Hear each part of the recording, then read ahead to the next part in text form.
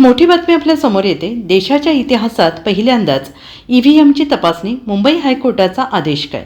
राज्यात बारामती आणि राहुरी पोटनिवडणुकीची धामधूम सुरू आहे, तर इकडे देशातील निवडणुकीच्या इतिहासात पहिल्यांदाच ईव्हीएम तपासण्याचे आदेश हायकोर्टाने दिले आहेत। चांदिवली विधानसभा निवडणुकीतील ईव्हीएम तपासण्याचे आदेश देण्यात आले आहेत। काँग्रेसचे पराभूत उमेदवार नसीम खान यांनी मुंबई उच्च न्यायालयात याचिका दाखल केली होती। त्यानंतर हा निकाल देण्यात आला। एकनाथ शिंदे यांच्या शिवसेनेचे उमेदवार दिलीप लांडे हे 2024 मधील विधानसभा निवडणुकीत मुंबई उपनगरामधील चांदिवली मतदारसंघात शड्डू ठोकून होते। त्यांच्या विरोधात काँग्रेसचे दिग्गज उमेदवार नसीम खान होते। नसीम खान यांचा मतदारसंघ बालेकिल्ला म्हणून ओळखला जात होता, पण या निवडणुकीत दिलीप लांडे यांनी नसीम खान यांचा पराभव केला आणि या निकालाविरोधात त्यांनी मुंबई उच्च न्यायालयात धाव घेतली। त्यांनी या प्रकरणी गडबड झाल्याची बाजू मांडली। न्यायालयाने त्यांचे मुद्दे लक्षात घेत गुरुवारी ईव्हीएमची तपासणी आणि छाननी करण्यास परवानगी दिली।